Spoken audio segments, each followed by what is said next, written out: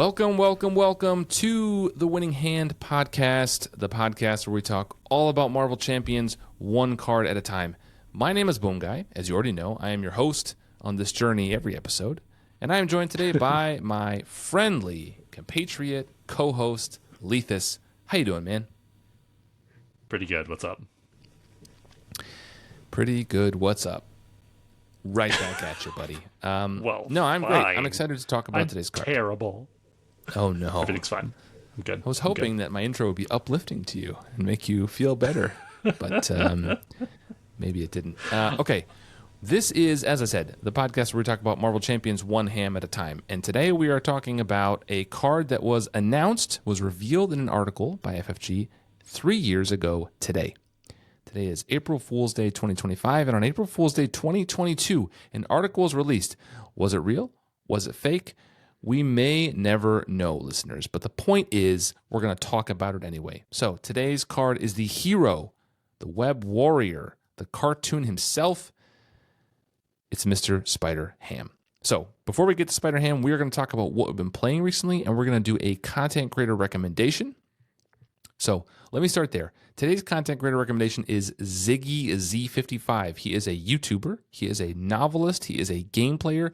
He is a regular Renaissance man. So if you like that kind of thing, you should check him out. He does these really great deep dives on his YouTube channel, which is not exclusively Marvel Champions, by the way. He does a lot of other stuff too. He plays video games. He does all kinds of stuff. But he does these Digging Deep series where he plays every single hero in each aspect. So before he reviews it, he plays a game on a stream in each aspect. So he plays 4 or 5 games of the hero. Then he goes through and kind of talks about each individual card in the hero kit and which aspect he thinks is best. And he kind of ranks them overall and enjoyment and power and all that stuff. It's very in-depth. It's very enjoyable. He also, as I said, just wrote a book recently. So you should check that out. I will put a link in the show notes, or you can ask him about it yourself. I'm sure he'd be happy to talk about his, I think it's his debut novel. Maybe I spoke too soon. He has a book. Maybe he has other books. Anyway, Ziggy Z55, a YouTuber that you should be checking out. And if you aren't checking him out at this point, please go over there, hit subscribe, hit like, comment on his videos, and say, Boomguy sent you, because I have residuals on his subscriber account. That's not true. I'll have to go watch like the Hulk and Hawkeye videos and see how some of those other aspects do for them. Yeah. Ooh, probably might be rough. I don't know. I haven't watched all the videos. Justice is difficult. Hulk, everything is difficult, bro. It's just Hulk. Hulk protection's pretty good now. He's usable. He works. Anyway, let's start talking about Hulk, because this is supposed to be a happy podcast. And so let's just move right on, and let's talk about what we've been playing recently. I have been playing some things. You have been playing some things. Why don't you go first, Leethus, and tell us, what have you been playing recently? Deadpool in the pool aspect, because I like pain, apparently. You don't like yourself. That's too real, but yeah, sure. We'll go with that. Yeah, I really wanted to just give Deadpool another shot. I wanted to give the pool aspect another shot. It seemed like the natural, put those two together. And like I said, there were some things about it that I learned that seemed exciting, and I wanted to try and make them work. And then repeatedly playing them just led to a ton of frustration. And I really stopped enjoying myself on like game 4, but I was stubborn, stuck with it to like game 6 or 7. And then threw all those cards in the dumpster and switched to playing Spectrum instead, because I haven't played her in a long time, and I felt like she would be a fun one to revisit. It's like a whole different wavelength. Well done. Yeah, thanks. In my mind, she has some similarities with Rogue. Like I feel like they do a kind of an archetype in a lot of the different hero waves. So Rogue is like this very event-focused hero. Almost her entire kit is events. Spectrum is an event-focused hero. Almost her entire kit is events, with the exception of like the ally and then the energy duplication resource generators. And I'd been playing Rogue a lot earlier this year and had some kind of epiphanies and growth moments with her, and wanted to see if I could apply any of that to Spectrum. and been having a lot of fun with her. She's really enjoyable. She's fun. She's exciting. She's not predictable. Like, you don't know what you're going to be doing turn to turn because you don't know what forms you're going to be switching into before you draw your hand. Yeah, just been having a lot of fun with her. Deadpool's has not made a return to the table since Spectrum came back out, though. I'm not a Deadpool fan, I gotta say. I think the movies are obnoxious. They're not as funny or subversive as they think they are. I think the character is just kind of insufferable, and I get that's like his shtick, but I'm not here for it. I generally agree with you. That's a first. I am on record saying the pool aspect is maybe not great, but I like it way more than I thought I would. I do like it. I hope we get more.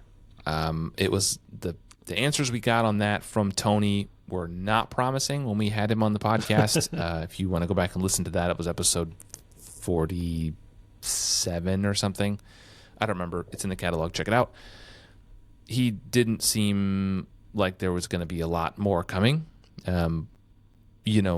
Just the way Marvel Champions is structured with the pre-con model, and they want every product to be playable, just off the shelf. Yeah. And unfortunately, the Deadpool aspect is not, because you have to have that second Nemesis set, and unless you have that, you can't play any pool cards, so they can't sprinkle some in the back of a pack. You'd have to re-release the whole thing, so they kind of box themselves in there. Anyway, so Tony said, you'd have to have a whole full pool release again, and who knows if we're going to get that. Anyway. You know what they could do that would be cool for that? Is actually if they put something into like an encounter or a scenario pack. Like, not built the whole scenario pack around it necessarily, but had like an alternate to the Dreadpool set, so you could put a different card in there instead of the Crisis of Infinite Deadpools or whatever it was. Yeah. And then some new deck building pool cards. Like, that'd actually be pretty cool. A little weird, but so is the pool aspect. So I'm okay with Nick is leaning into weird. Now that you mention that, I actually think a scenario pack would be pretty cool. You could do it like a Dreadpool scenario pack, or you could do any like, I don't really know much about Deadpool, but any one of his like There's all enemies. Kinds of weird shtick you could do. You could create a whole scenario around that, and then put a whole bunch of extra pool stuff in it. You could make a Wolverine scenario and sell it that way, and I would. You fight Wolverine? Yeah, like fight Wolverine as Deadpool. I'll you buy can anything. do it anywhere. Scenario pack. That's where you do this crazy, ridiculous crap. Yeah, 100%. Honestly, I don't think, and like now that they've said they're moving away from like these waves that are whole coherent things, right? Tony has said like they're moving away from these coherent waves and these releases that have build on each other, these trilogies or whatever. So like we're getting now the Shield stuff, and there's like some Wakanda stuff, and there's some flying stuff. There's different things. I would do a box of, like a pool box. Like, I would totally go for an expansion box built around Deadpool, where you could have, like, two heroes. People always talk about Gwenpool, but you could also have Lady Deadpool or Kid Deadpool, or one of the friggin' Deadpools. I don't know. You could have a Deadpool character and Gwenpool as the heroes, and they could both come pool aspect. And then you could put an extra copy of Crisis of Infinite Deadpools in there, and you could have, like, a series of villains, right? You could have Bob, and you could have Dreadpool, and you could have, I don't know, whatever else he fights. But, like, I'd totally be down for that. I think that'd be cool. Yeah. It'd be ridiculous, but it would be fun. Like, I will say, when I think you said you wanted there to be more pool cards when it first came out, and I remember saying, I hope there's not any more. I hope it's just this one thing. But after playing with it a little more, I do kind of hope that they do more eventually. Not super regularly. But it does feel like there's some stuff in the aspect that just doesn't have quite enough support to really stand. Yeah. And it'd be nice for some additional options to appear. Agreed. And I'll just segue into what I've been playing recently, because I tried playing a pool deck. I played Iceman, and I built him in pool because I wanted to build around Stick-to-Itiveness, which is the 2-cost support that you spend a fist resource and ready. That card is awesome. That seems really good. And that was my whole reason for getting into pool. I was like, well, how can I ready myself? I'll take Stick-to-Itiveness. And I was like, well, okay, what else does this aspect have, right? I took the Healing Factor, which is another awesome card. And then I kind of ran out of things I wanted to have. Like, Cut Upper is fine. And then I was like, the triple resources, the potential triple resources are good. I think the war and tic-tac-toe cards, I think those are all kind of like, they're fine, I think, like mechanically, but I just find them a little tedious, and so I didn't include them. So it ended up being just 5 cards, the healing factor and the stick-to-itiveness, and then a couple resources. But that is, I think, underscores what you're talking about with Pool, right? Is that there's a few cool things, but there's not enough cool things. Most of the time when I play Pool, what I really wish I could do with it is just sprinkle it into a regular aspect deck. Like, I want to have a regular aspect deck, and I want to sprinkle in like 3 Pool cards. You know, like, I wish that's what it was. I wish it was more like a cherry on top of another aspect rather than a whole thing. If it's going to be a whole thing, please release more so I can build more things with it, because a lot of it is not for me. Well, and that's especially, I'm curious what your experiences with this have been. Like, the games you play where you're in the Pool aspect and you actually do draw the crisis of infinite Deadpools, and now you have like this Dreadpool thing, and it feels like it kind of shifts the entire game to focusing on that, which like Phoenix does too in a really cool thematic way. But like when it happens with Dreadpool, I'm generally just annoyed because it just keeps coming back, and so it becomes like, okay, I just need the stupid Ray to get rid of this bloody thing. That becomes the focus of your game, though, of the scenario. Like, yeah, I have to get the way that it completely upends the game feels like it can be like a fun, silly thing sometimes, but as a penalty for playing Pool, which is already pretty rough, it feels really icky to be like I'm playing this aspect where a bunch of bad stuff happens to me, to have more bad stuff happen to me that I now have to like deal with turn over turn until I get the one card I need somewhere in the encounter deck that might just be a boost. Like, and you lose it. Yeah. It feels the aspect bad. Isn't good enough that it needed to be nerfed with a second Nemesis set. Like, they could have just had that as like a thing for Deadpool, right? Like, when you play with Deadpool, you shuffle in Crisis of Infinite Deadpools. I don't know. Maybe that would be better. Just be a modular. I just wish they hadn't included it as a, like, you have to have it, because that's both limiting the expansion of the Pool aspect, as I talked about a minute ago, from just the sales side and the business side of the Fantasy Flight, but also like it just makes the game less enjoyable. Like, once you draw that, your whole scenario then becomes about like, okay, I have to stay afloat with the villain, because now I have to just like go find this stupid ray gun and get the sequence of things just right to get rid of Dreadpool. Like, it's just annoying. So I try to use things like the Dreadpool episode, everybody.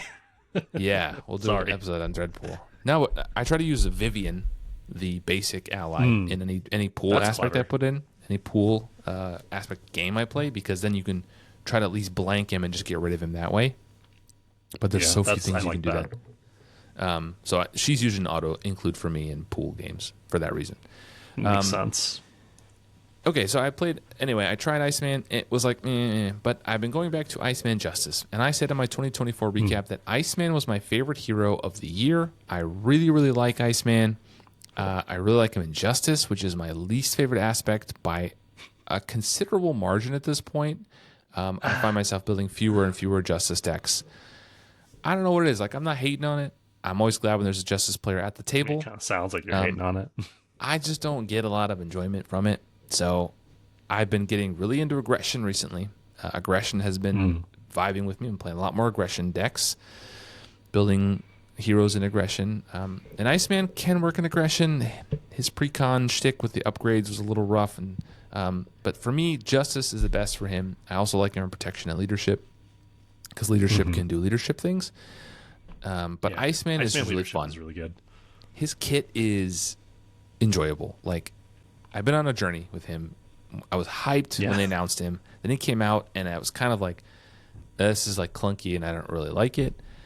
And then, like, once you get to the point where you accept him for what he is, which is not maybe what I wanted him to be, and I've gotten a lot of enjoyment from him. So I think he's fun. I think the Frostbite thing is really cool. Being able to, like, slap down Frostbites or slap down Frozen Solid, which is an insane card. Frozen Solid feels great. His best card.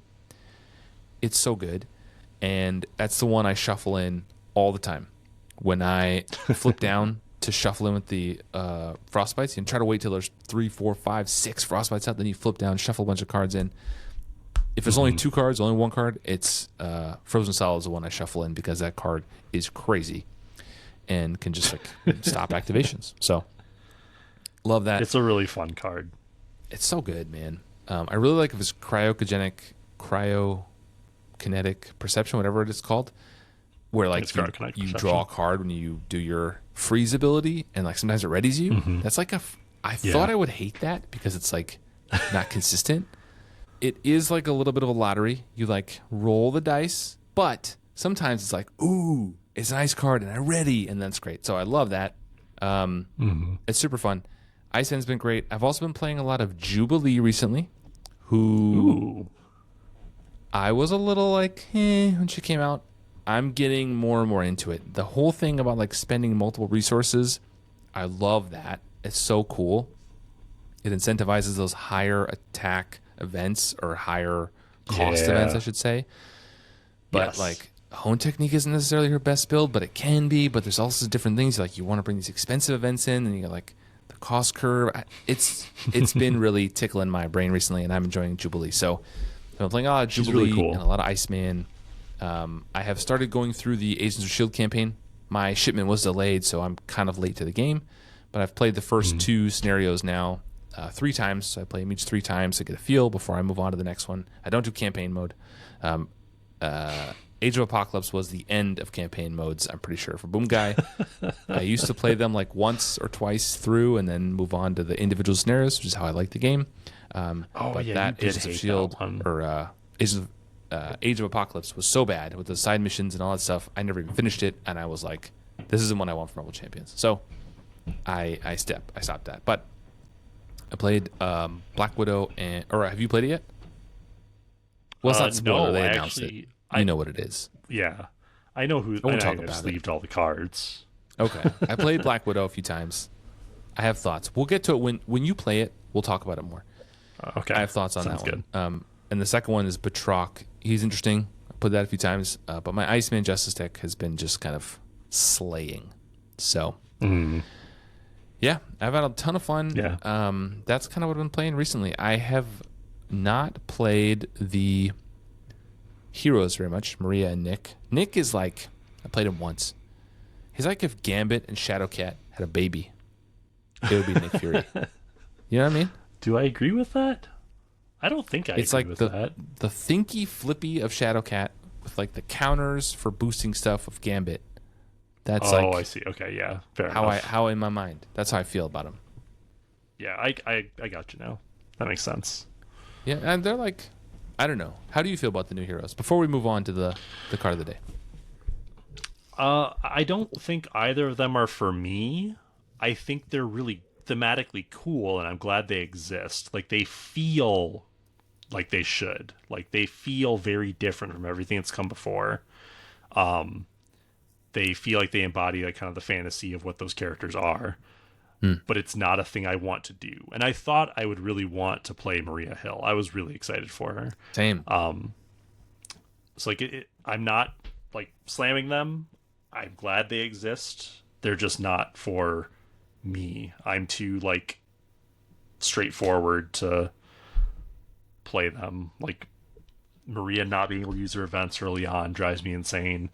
Haven't tried her yet. Like Nick Fury, like those times like you don't want to attack because you don't want to flip. Like I want the freedom to just do the thing. Like Spectrum sometimes does a thing and it's not great, but I just want to be able to do the thing. We've just been joined by LazyTitan. A wild LazyTitan appeared. I have hurt myself in my confusion. Here he is. Welcome. What up? Yo. How are you, sir? Doing all right. For those of you who are only listening and not watching, we had a wild LazyTitan jump out and appeared here, and now he's here. So, LazyTitan, welcome to the podcast. Thank you for joining us. We were just talking about what we've been playing recently.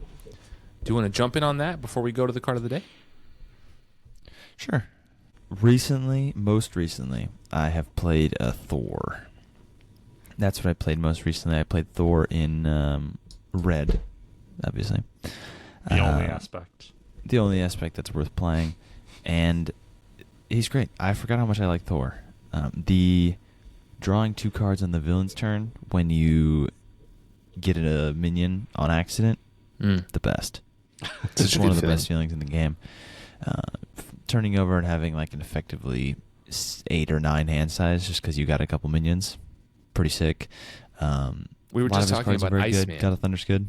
And how his cryokinetic perception, like when you do your freeze ability and you reveal the card, and when it's an ice card, you're like, score, and then you ready. Thor and a minion kind of feels like that. You get your encounter card and you flip it, you're like, oh, minion, nice. Draw some cards. So, similar. Yeah, especially nowadays with all the new minion getting cards, you're pretty much guaranteed to pull a minion every turn on your turn because he has 3 built in, and then depending on your aspect, you're probably playing 3 more. Mm-hmm. So you can usually guarantee that.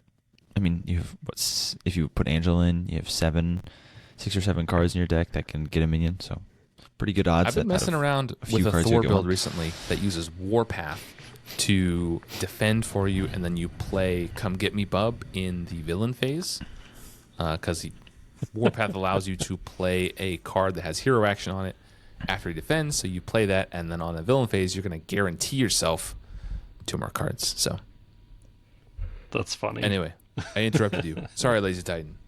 Is there any more to say on that, or does he only let you play green cards? Warpath is a with a hero action. Has to have one that says hero action on it. Yeah, because you could play his Defender of the Nine Realms too. Yep. Yeah. Okay. But you have to play protection because you have could to. be worth Warpath. checking out. Yeah, try it out. It's a fun way to play Thor. Always fun to try. Ever-Vigilant is good for him. Ever-Vigilant is exactly what I was thinking of. Ever-Vigilant, great with Thor. Feels very fun. So good. Yeah. Thor's Anything great. That readies. He only scales and gets better as time goes on. Love him. Yeah, it's interesting how I'm not a card game designer, but there's some of those heroes throughout the game that it's a couple of them in Wave 1, right? Thor and Miss Marvel come to mind right away. Just throughout the game, they have just grown and gotten better. Miss Marvel, I think, was easy to see coming because it's event-based and like more events come out, she's just going to be better. But Thor isn't necessarily one that I saw as like, oh, he clearly, as the game goes on, he'll just get better, like more than any other hero. But he has just gotten a ton of support the last year, really, when they brought all those minion summoning cards. And there's more coming in the upcoming packs, Shuri and Silk. So I think he's going to enjoy those. He's grown a lot. So, and then, last one I'll just jump on before we move on. I've been playing a little bit of Groot. So, I have a soft spot for Groot. I enjoy Groot. I've been playing a bunch of Groot recently and prepping for the Con of Heroes. I think it is safe to say we will see Groot at Boomguy's table at the Con of Heroes. So, if you want to hang out and play cool Groot Vision Iceman decks, I'm the guy. I don't think there's going to be a lot of competition for those. All right. Let's move on to the card of the day. Are you gentlemen ready for the card of the day? So ready. I'm not sure, but we should do it anyway. Too ready. It is April Fool's Day, but I promise you we are actually doing this. So let me just share the card, and then Leethus, would you mind reading the card for us? We'll start on the alter ego side. Here he is. Yeah. Behold, Peter Porker. He has a recovery of 5. He has the cartoon and civilian traits. Civilian's an unusual one. Mm-hmm. To say nothing of cartoon. And then cartoon power is a response. After you make a basic recovery, place 1 tune counter on Peter Porker. We'll find out what those do in a moment. And then the flavor text says, you ever feel as if someone else is in control? Like you're just a character in a game? I got you, buddy. Man, I feel that hits home. So right let's there. just spend a minute here before we go on to the other side, and we'll kind of talk through just at least the art here before we flip to the other one. This is, well, why don't you describe it for us, Lisa? What are we looking at here? So there is... This is so ridiculous to try and explain. I hope you've seen this card by the time I'm talking about this. Otherwise, you're in for a trip. Yeah. So there's an anthropomorphic pig wearing a kind of a button-up shirt and some slacks with a belt, with his hands in his pockets. He has hair like a human would on his head. It's kind of unnerving. Yep. This pig makes me uncomfortable. He's just walking down the street, just hanging out. And in the background behind him, you can see a window. And in the window is a reflection of Peter Porker, but he is in his Spider-Ham suit, indicating the greater responsibility that he has, that he's carrying around with him as he traverses the city on foot. Man, that's deep right there. Okay. So pig. that is Real deep. the alter ego side. LazyTitan, do you want to read the hero card for us? Sure. The hero side is Spider-Ham. He has 2 thwart, 1 attack, 1 defense, and has the cartoon and web warrior traits. And then the all-important line of text: each tune counter on Spider-Ham can be spent as if it were a wild resource. But wait, Mind blown. there's more. Spider Nonsense response: after Spider-Ham takes any amount of damage, place a tune counter on him. He has a hand size Wild. of 5 and 12 hit points, and he came in the Spider-Ham pack. I did he skip did. the hand size. He's Sorry. jumping ahead 6 to and what alter pack he ego. came in. Okay, so this is okay. So in this art, what's happening here, LazyTitan? What are we looking at? For those who are listening, We can you describe it for us? we see another breach of the laws of physics, which is an anthropomorphic pig, with his tongue sticking out through the suit. Through the suit. Yep. So there's either a mouth hole or whatever, and he's doing kind of like a nan and a boo boo, kind of like like he's waving his fingers next to his ears, or not next to his ears, where his ears would be if he were a human, but his ears are on the top of his head because he's a pig, of course. Because he's a pig. So he's referencing being a human person, but he's not. And also his nose looks like the Spider-Man eyes. Yes, but that's one of my mini. favorite details, actually. And Glad you brought that up. it's a little cartoon pig. But it's not a cartoon pig, but it is. It says cartoon on the card. It is a cartoon pig. It's a cartoon pig. There Notably. is a lot to unpack with what's going on here. But before we unpack all that, I have a little bit of backstory trivia for you two gentlemen. Oh, dang. I needn't tell either of you that Boomguy does not read comics. However, Boomguy does do surface level Google research. So let that show in the records, please. We the record obviously show. know Noted. that this came in the Spider-Ham pack, but let me just... I'll stop sharing the screen for a minute because I want to ask you all a few questions and see if you guys know anything about Spider-Ham or if you are the posers I God. always thought you to be. All right. Can you tell me, Appreciate the vote of do you guys confidence. know there's multiverse, right, in Marvel, and the world that we commonly think of as Marvel is, I think, called Earth 616. Is that right? Nerds out there? That's believe true. Okay. I believe it's There's a nerd. 616. Thank you. Believe that is correct. What universe in this multiverse does Spider-Ham inhabit? Oh, God. It's something stupid. It Not like Earth 65. no, it like it. I think it like spells something dumb or something. I have forget what it is. absolutely no idea. I'm just going to tell you because you'll never guess it. It is Earth 8311, which is the universe populated entirely by anthropomorphic parody versions of Marvel superheroes and supervillains. So Oh, God, why are There's there a- more? we are going to get to some of those questions later. Just you At least wait, one more. Mr. Leethus. So his backstory. I'll just tell you this because asking you to guess this would be unfair. He was originally revealed in... Do you guys know what year he was revealed in? Anybody? I'm going to guess 2004. I'm gonna say Lazy Titan? 20. 12. You're both wrong. It's in He the 90s, isn't debuted it? in I was going to guess 90s. Marvel Tales. That's Tails, Marvel Tales. Starring Wow, Peter clever. Porker, the Spectacular Spider-Ham, #1 in 1983. The 80s? Yes, 1983. He has many of the same powers of Earth 616's Spider-Man, but he is a little wackier, shall we say.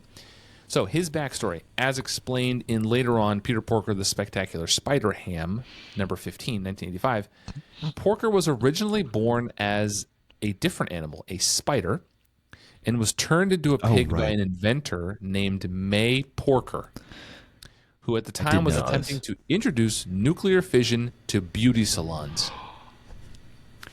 Aunt May Porker is Peter's adoptive aunt, and in a hair care experiment, she zaps herself with radioactive energy and bites her nephew, transforming him into Spider-Ham.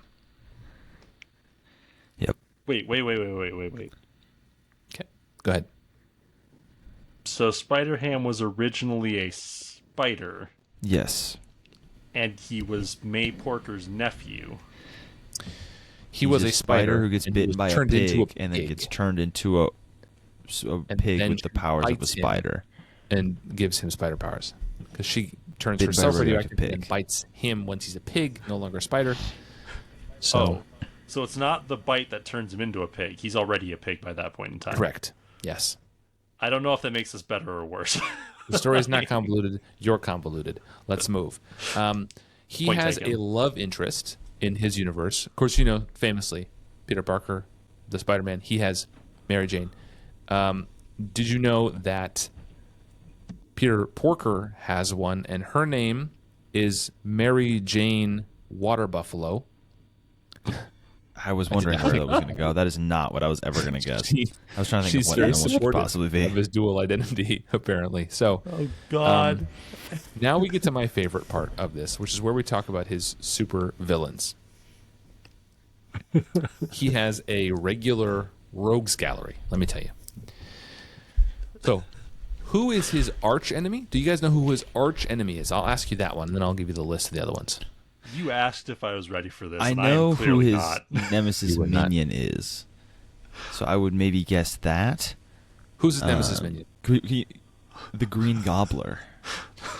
The Green Gobbler He's a is turkey not green his goblin. arch enemy, but it is one of his rogues gallery. Okay. His arch enemy is the Quackvarian ruler Doctor Doom. God. Yeah. He attempts to conquer the Just world by so creating good. a living Good stuff. army of super vegetables, but Just Porker so good. foils So his good. plans. Excellent. So his rogues Just gallery really, really good stuff. Did you say includes the foils his aforementioned. plants? Yes, he Really good. Really, really quality. I'm really glad we pay people to do this. Hey, easy. So Doctor Doom is one of them. He also has Dr. Octopus isn't an octopus, is he? He's something stupid. we're getting there. Hoppity Harrison, a.k.a. the Bullfrog, who attempted to rob celebrities attending a Broadway musical world premiere. The Terrible Terriers Gang, that's Airedale, Boston, Bull, Sky, and Wire. They try to raid the Lost Temple of the Golden Retriever. The giant vegetable Chickenstein's Monster, created by Old Farmer Wow, McDonald we're just pulling all the stops here. to keep developers from taking his land. He has also encountered exotic creatures like Tyrannoswinus Rex and Hogzilla. Oh my god. Other notable villains include the Buzzard, King Pig, Masked Marauder, Oh, God. Pinhead, Raven the Hunter, the Swinister Six, and of course, the Green Gobbler. Let me just pause for a second. That I was a was gonna lot I just say- threw at you guys. Scratch and grounder, but oh my God. I was wondering Yeah. what animal Craven was going to be. Raven the Hunter's pretty good. A lot of that was real nonsense, but Raven the Hunter's that's Hey. all right. I think a lot of these are pretty good. Tyrannoswinus Rex.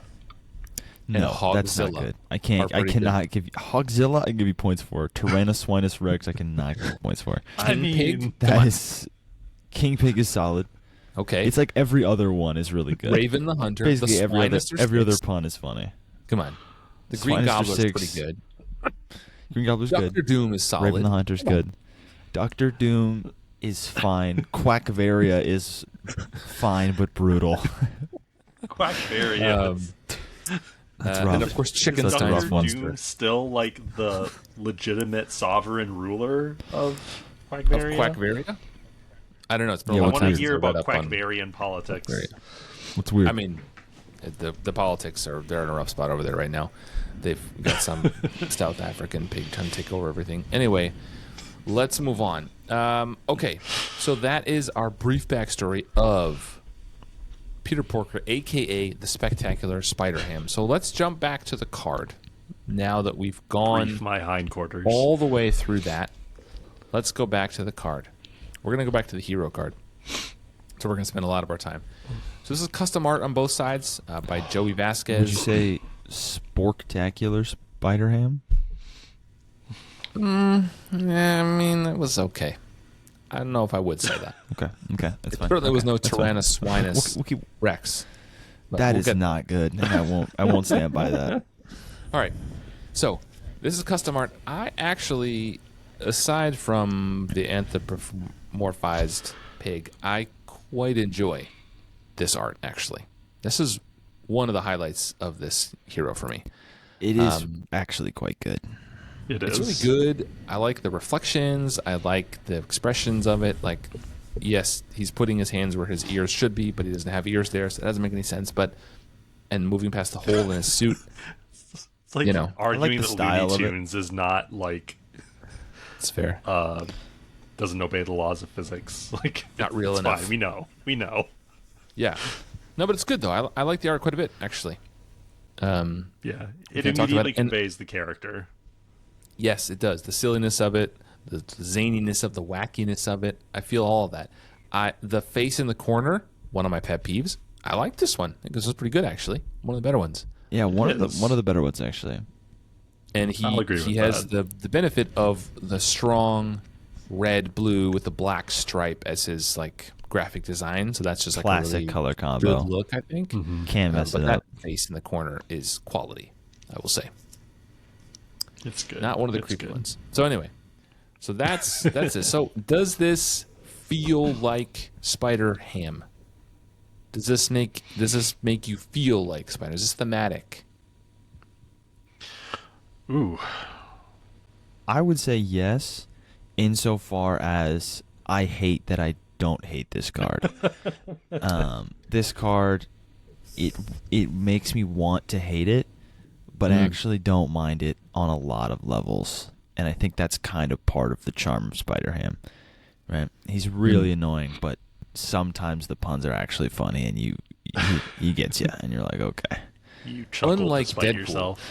who we talked about earlier, who I Yes. just find insufferable as a character in and out of this game. Spider-Ham, I actually, we'll talk about later some of the reasons I maybe do or don't like him, but I think it has a charm to it, I will say. Like we're not talking about the rest of his hero kit, but the other cards come with give each other a high five and then kind of say things in a silly voice. Like, to me, I think it is the right amount of like craziness, wackiness, right? The right amount of silliness, and I think part of that is carried by the cartoon thing, right? It's because he has sort of Looney Tunes rules, and then you can kind of wrap your head around it, whereas Deadpool kind of also has Looney Tune rules to a degree, but he doesn't look like a Looney Tune, so you don't really get it. But obviously this is a pig wearing a Spider-Man costume, and it's clearly drawn differently. Like you know what you're getting from this. When he pulls out a giant wooden mallet, you're like, okay, yeah, sure. That's what I was expecting. I think that's a great point. Like, Yeah. the art does. I think that maybe that's why I like it so much. It does evoke that Looney Tunes look, right? Like, that's the art here. It's not trying to be realistic. It looks like a Looney Tunes cartoon, and so I can get into the thematics of it a little more with this rather than the Deadpool thing, which always feels like it's trying too hard to convince you how clever it is. With like, oh look, this card is fire, but look, there's actual flames, and look, I put duct tape over this word and changed it. Like that, to me, that's just Boomguy's personal opinion, that you're trying too hard to, like, it feels forced. Yeah. This feels Deadpool always like feels a little silly sweaty. in a better way. Deadpool feels like he's making fun of the game itself. Spider-Ham And you. feels like he fits into the game. Yeah, Deadpool feels like he's making fun of you. Yeah. Deadpool feels A like lot he's of making times. fun of you, the player, right? Like, he's making fun of all of it.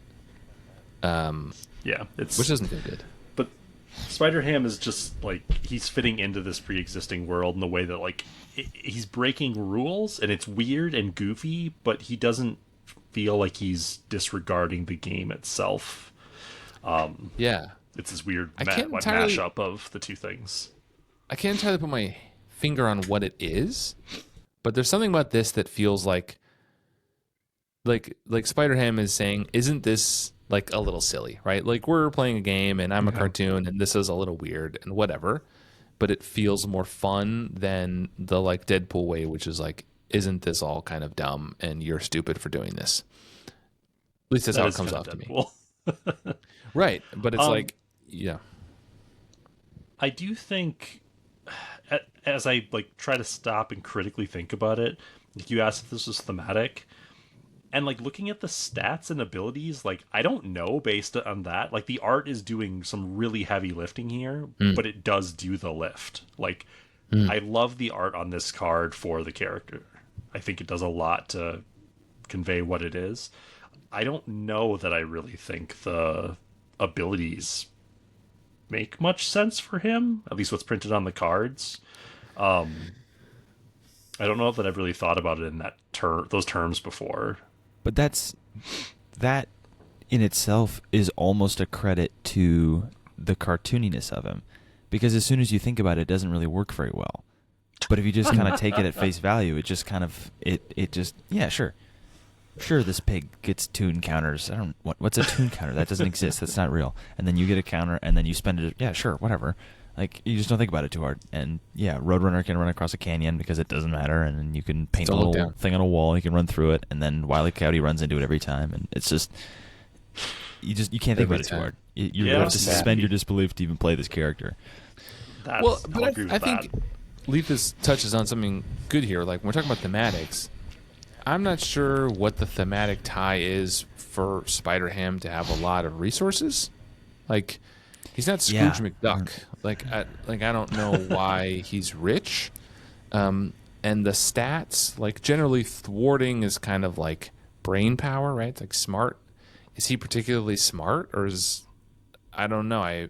I feel like, why is the stat line 2-1-1? I would maybe expect a 1-1-2 because he is a cartoon, so he can take a lot of damage. So he's got higher defense. They gave him more hit points. Like that part makes sense. Like, he has a lot of hit points because he's a cartoon and just doesn't take damage the way he should. But then, like, in terms of game balance, you think about it and you're like, wow, I'm the god of thunder.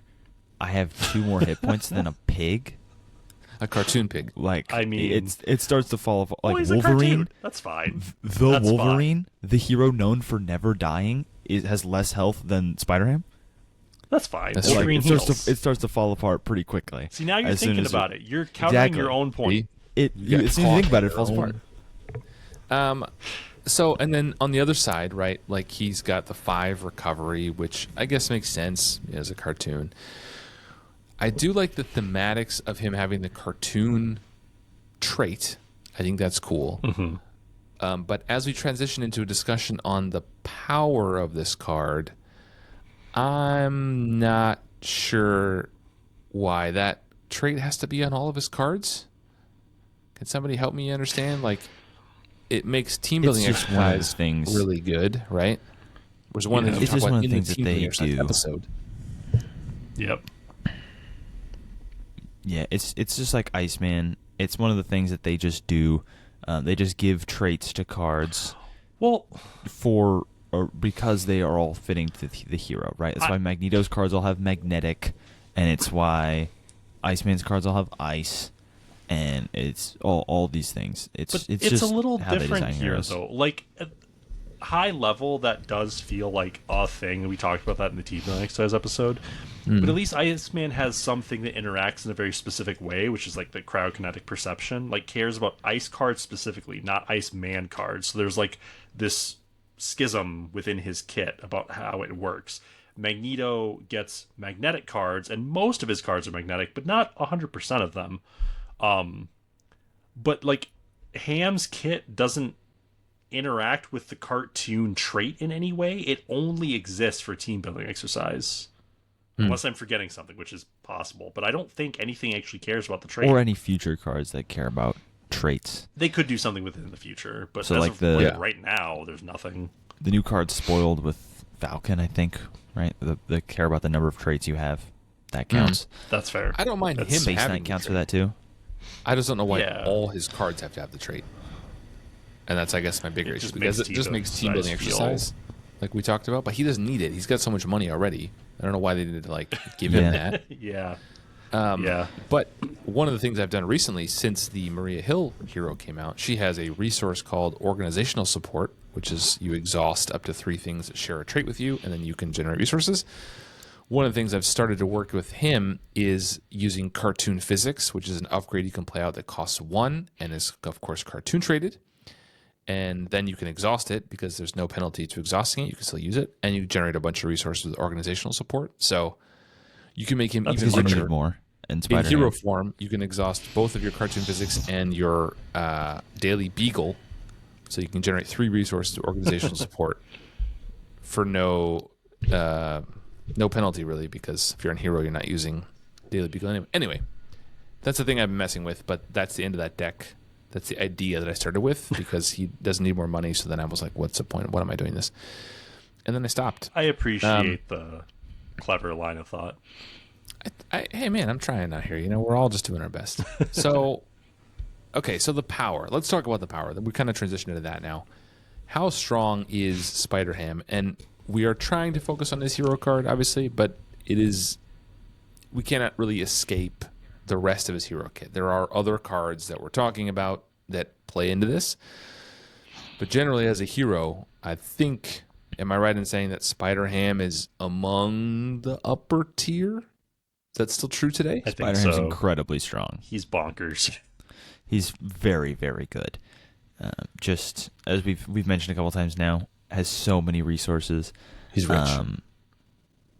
For those of you with keen hearing, it says after Spider-Ham takes any amount of damage. It does not say how. So that means the cards that came with him deal damage to yourself. If you're attacked by minions, if you're attacked by the villain, if you take damage from an encounter card, every single time you take damage for any reason at all, you get it to encounter any amount of damage, which stacks so fast. There's you a bunch get of cards so many two encounters. that have come out recently, right? Like, I can think of Blood Gem is one you can put in his team that just like you take 2 damage to draw a card. Now you have 2 more resources. Should be a Or mystic creates a for that? resource. What's that? Blood Gem creates a resource. I thought you had to Doesn't be a mystic. what's the one that to lets you play draw a that card? Blood Gem gets you a resource, but there's another one that lets you. I think. Isn't there I another think one? you're thinking of the She-Hulk card. Or am I thinking of the one where when you kill a minion, Battle Fury, kill a minion, deal Oh, damage, yeah. Battle yourself, Fury, Yeah, that's deal a good. damage, ready yourself. Also, get a resource that you can use later. The leadership card, 1 cost, attached to you. Clarity of purpose. Clarity of Purpose, which just generates 2 resources now. Just crazy. The protection card that came with him, which lets you deal 1 damage to yourself to guess the power or the encounter card, and if you're right, it counters it. Or deal 1 damage to yourself to put 2 stun tokens as spread them out however you want to, so you can get around steady. Yeah, It gets A insane side. so fast. It bothers me so much that Thwip and Spider Tingle seem like custom made for this character and no one else. They're not great for anyone except Ham, and on Ham they're broken as all get out. I mean, they're Insane. decent in like any spider because you can put them on. You can put the damage on any spider or Web Warrior's character, so you can put it on an ally or something. They're okay, like they're playable, They're but fine. they're not like. Yeah, they're fine. But for Ham, They're it's what they just should like- be, probably. But Here's here's like like crazy. But here, They're just get a absolutely refund. crazy. They're ridiculous. The The Rogue mentioned that cartoon came out? physics. is rogue great. ally. Just rogue, deal damage, steal his stats, give him a resource in the process. Crazy. Like there's so many ways to deal his damage. Cartoon physics card That card's reduces crazy. all damage from any. Is it any source or just an attack? I think it's an attack. From an attack, it reduces it down to 1, no matter how When much you would damage take it is. any amount of damage, discard this card. So just and then for wiggle any your body reason, to prevent all but one. if you're gonna take any amount of damage for any reason, you just do that, Take 1 and damage then and get a resource. take And 1 you're good. damage, get a resource, and then discard the card, and then you're good to go, which is so strong because it makes the card essentially free because it only costs 1 to play. The way this You're is just worded, one like of the that response. wealthiest heroes in the entire game. He is Yeah. he's among the wealthiest heroes. He's so good. This is why we put once per phase on cards. This is why that rule yeah. exists. The fact that this is completely unchecked is what makes it so bonkers, because there's no limit on how many counters he can get, how quickly he can get them, or how quickly he can spend them. And if there was a limit on any one of those things, this would probably be reasonable. But since there's not, it just... Even a little thing like limiting the kind of resource it can produce. It's also a wild resource, which means you can do anything with it. It means you can play all the justice cards that care about mental resources. It means you can play hone technique. It means you can play jump flip and any kicker sidestep. you just hit. Any kicker you just always hit, which is absurd. Yeah, It's just I so just don't strong. know why they didn't like. Jean Grey, right, has similar mechanic where she has resources she can spend, but she can only spend 1 at a time. I don't know why they didn't do that or limit how many he can have. Like, you know, There's Groot also a can only have drawback 10 to using growth her counters. counters. Why didn't they stop this at like 5? Like you can only Colossus have 5 can only have resources 2 here. tough cards. At some point, it's like you can just have 30 resources on him. Like it just gets stupid. So Yeah. I guess that is kind of thematic. He completely breaks the rules because he just has too many resources to spend, so Fair. he gets to do things that he Back should to not the be able theme. to do. yeah, I could see it. Yeah, but He's also a there's web warrior, only which is an this. insane trait. This is a game. At the end of the day, this is a game, and so a character who like breaks all the rules is funny, but you can't just have a character who's like, well, he's a cartoon, so actually none of the rules apply to him, and then we end up in a place where it's like, well, then why? What's the point of any of this? I mean- because he just breaks the convention for anything. Balance-wise, So- yeah, and I think that's... Yeah. Just quick off the top of your heads, both of you, where would we say he ranks in the pantheon of heroes? As of today, there's 55 heroes or something. Where is Spider-Ham? Is he in the top? I would say 3. he's certainly Number top 1? 10, probably top 5.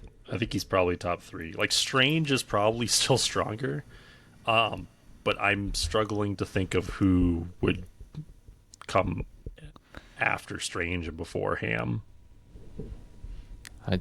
I think I agree with that. LazyTitan, would you put him at number 2? I mean, like just rough. We're just talking, you know. Ironheart, maybe. Ironheart's up there. Ironheart's I up would there. I think I'd put Ham above Ironheart in terms of Yeah, power. I think I probably would too.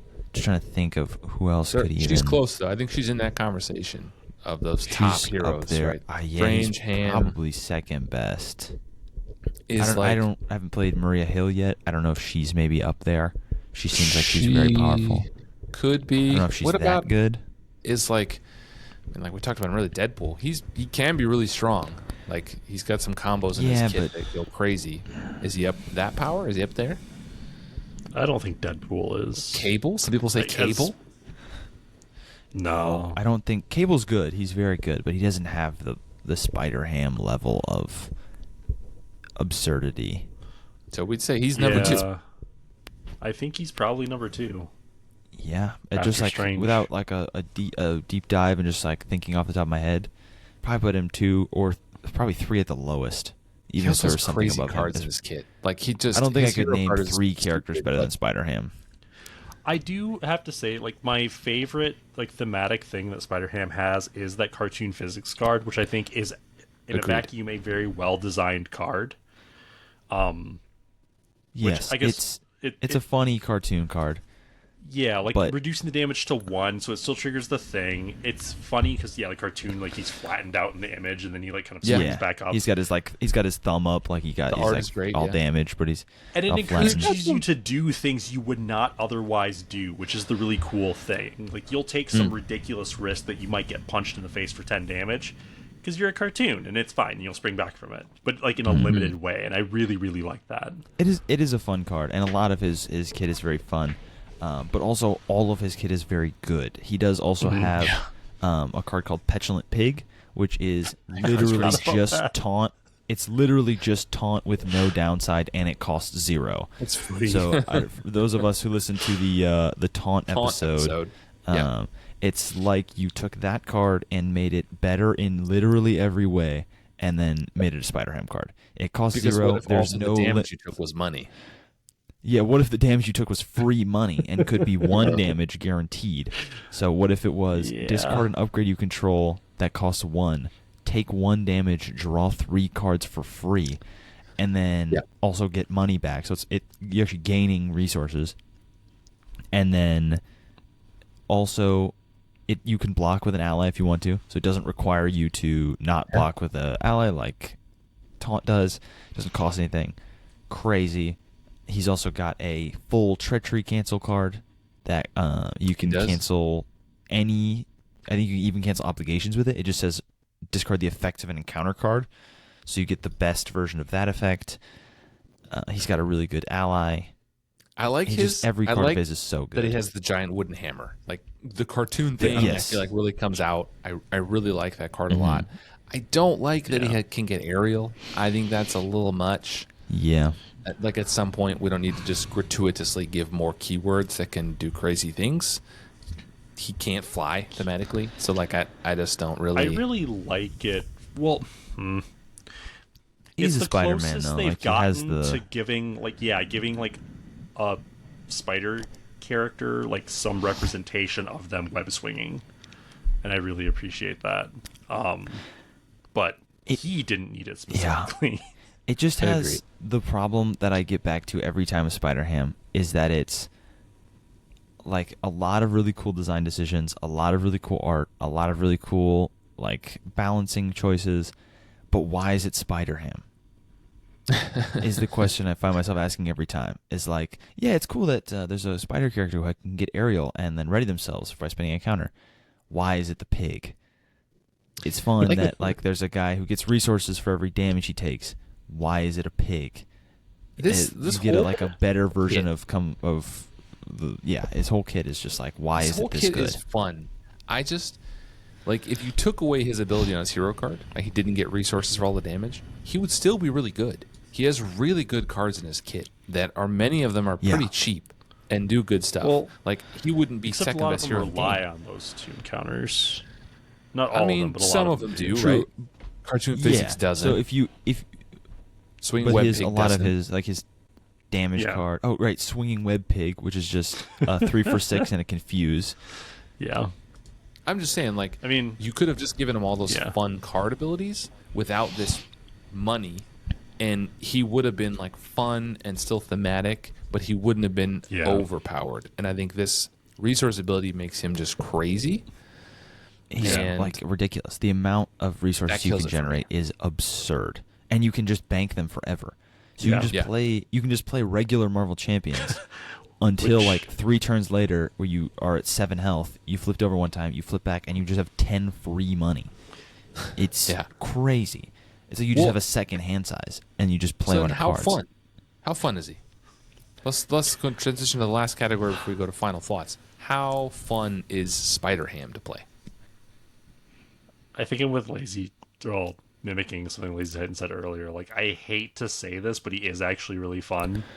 Like, you do get to do so much stuff that it can kind of invalidate the game in some ways. But when you're playing and you get to do those things like play cartoon physics, and then play Petulant Pig, and the villain attacks you, but you don't care. You take 1 damage, no matter how much like Juggernaut swings at you for 8, and you take 1. and you get a resource, Yeah. and a bunch of cards, and you get to do some other stuff. Like Thanos punches you with the Infinity Gauntlet, you take the damage and get a resource back, and then you draw 3 cards, and then you like do whatever you want to and just keep going. Yeah. Or just like the feeling of getting a minion with 1 attack, and you're just like, well, he's just going to stay there all game because he's just going to give me a free $1 every turn. So instead of killing this minion, he's just going to give me a $1. I think it is fun. He sounds like he's going to be fun, but then every time I play it, I don't actually have any fun. And part of it is a me thing. Boomguy doesn't like the really strong heroes. I just feel like it makes it too easy. That's not enjoyable to me. There's plenty of people who I think like Spider-Ham based on what I read online. He's not talked about the same way as Doctor Strange is, who I think a lot of people talk about Doctor Strange in the sense of like he's too strong. I don't really like to play him. I think that's not everybody, but that's like overall I kind of get that sentiment. I don't get that sentiment with Spider-Ham. I get a lot of like he's fun, he's cool, it's silly, and I get all of that. But just for me, it's not fun because it's too strong. And yes, you can increase the difficulty. It's one of the things I love about World Champions. There's levers to pull to make it harder, but I don't want to only play against Venom Goblin and Ronin because I'm playing Spider-Ham to like make it a balanced match, So to me, the fun is really mitigated by how strong he is. And I played him recently. I think LazyTitan, you and I played one of the custom campaigns that was submitted to the FFG's contest, and I played Spider-Ham a little bit. And because it had been years since I played Spider-Ham, and I thought, oh, yeah, cool. This is a spider. We were testing for someone who was submitting it for a contest. And it was a spider campaign, so I was like, let's pick Web Warrior.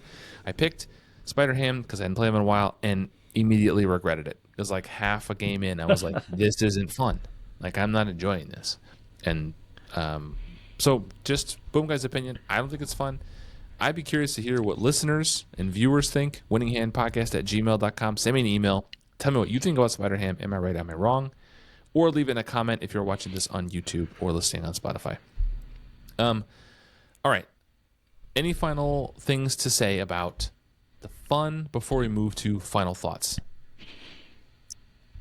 I'll take that as a no. No, I have one quick comment. Just the distinction from Doctor Strange. They're both really strong, and I agree. Like they both kind of invalidate the game. I think it's entirely like a theme and flavor thing for him. Like it's just so ridiculous, and like the flavor text on a bunch of the cards, and just the kind of feeling of what you're doing as Spider-Ham feels so much more silly that it feels like it's fun in that way. I don't think he's balanced well.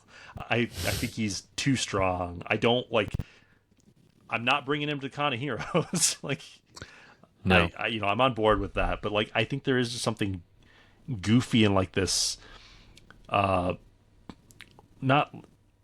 childlike, but like this just sort of just embracing the fun of the ridiculousness of this character and the things he does.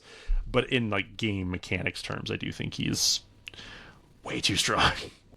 Why don't you start this and tell us your final thoughts? Give us a score. Remember, we score 1 to 10. 5 is true neutral, right in the middle. How would you score Spider-Ham? So I think, again, the theme of him is great. I like the art. I can't tell you how hard it was to figure out whether this was real or not when they made this article. I know. I was like, I hope it's not. I don't want this in the game. I don't want it. But he is kind of ridiculously fun, and he does do some clever things. I wish he had some sort of limitation on this ability, because it just is busted. Overall, I think I'm going to give him a 6 out of 10. And like, there's a lot of like me in that rating, like what I value, obviously. I can easily see how for some people this just be their favorite hero in the game, and they completely love him. That all makes sense to me. But for me, I think I'm going to give him a 6. With again, thumbs up on the art though. I really love the art on this card for the character. I also love his art on the card, and it's doing a lot of heavy lifting for me. LazyTitan, I'm going to let you go last. Let you have final word. You showed up late, so I'm going to let you kind of end it with a flourish. I am going to give this a 4 out of 10. I think this is just Spider-Ham as a hero is not fun for me. I think the art is really good. pretty much across his hero cards, but we're focusing on his hero card. But I think it's pretty good. Really good, in fact. I think the ability is too strong. It kind of makes everything a little trivial and not super enjoyable for Boomguy. The little face in the corner, thumbs up there. The flavor text is mid, but at least he has some. The cartoon trait is funny, but can be abused with team building exercise. And I'm going to kind of dock him some points for an issue I have with Web Warriors more at large. The Web Warrior suite of cards in many ways feels pretty stale to me because it's a shell that you can slap on any hero because anyone can play Web of Life and Destiny. You just have to pay for it. And then anyone can be a Web Warrior, but it ends up being the same cards. And so like putting a Web Warrior shell on anything kind of feels samey, but you're encouraged to because he's a Web Warrior. So that kind of like, that's maybe not his fault, but he's a Web Warrior, and so he gets lumped into that for me. So I'm going to put him at a 4. It's not one I play. I've played him a handful of times, and it's not for me. I'm glad he exists. I'm happy if people like him, but it's not for me.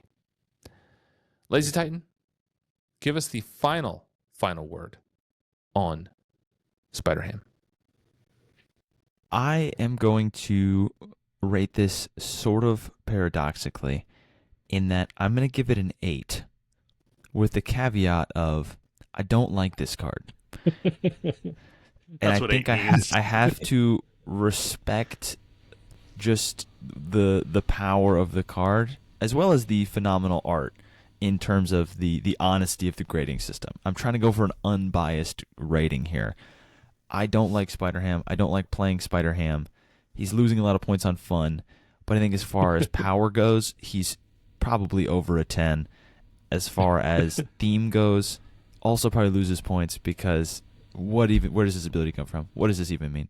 And I think in terms of the art, he's great. He's got some great art, very fun, very goofy, but very evocative of the idea of the character that I have, at least from watching the Spider-Verse movies. That's all I really know about Spider-Ham is from those movies.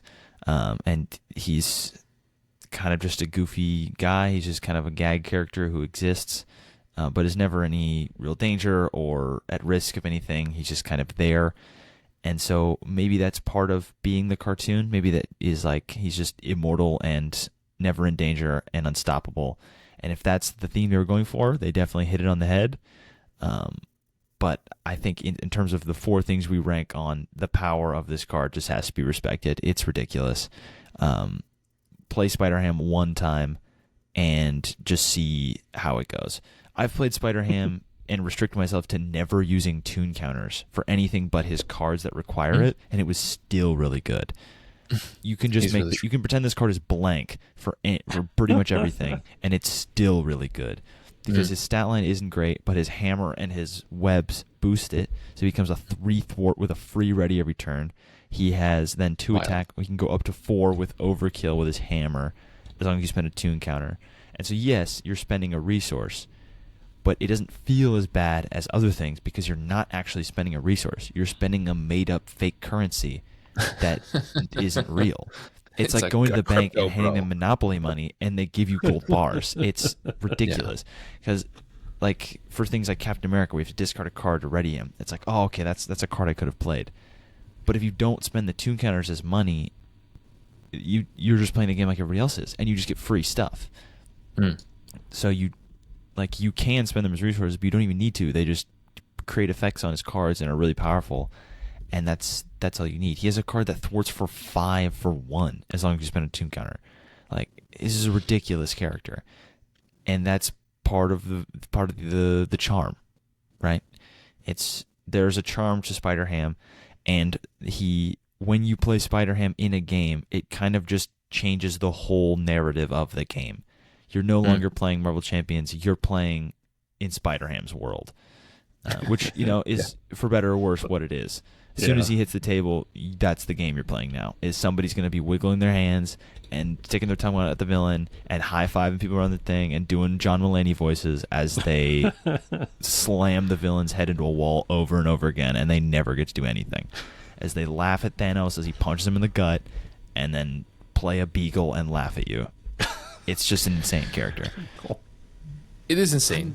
All right, so final scores weren't super close together that time. We had a little difference of opinion. LazyTitan came in a little higher than I was, or Leethus. But that's kind of our final word on Spider-Ham. Happy April Fool's Day. Again, I don't know if this hero pack is real yet. I'm still trying to figure out that article Still with Leethus. waiting. We're still deep Still diving waiting. and trying to figure it out. Weighing all the options here. It may be real. It may not be real. We've I don't heard know. from sources inside that it might be real, and that some people have apparently gotten like a test version of it. They've like apparently printed some versions of this card, The beta version. but we don't know if it's confirmed as an actual character yet. So, Well, thank you for listening, everybody. As we mentioned earlier, next time we will have an episode on Danger Room. So we're going to be talking about X-Men. We're out of the X-Men era, but we're going to go back and talk about some X-Men stuff. So please join us for that. And as always, it's rough out there. We're all doing our best. Be nice to each other, and we'll see you in the next episode. Bye, everybody. Adios. later.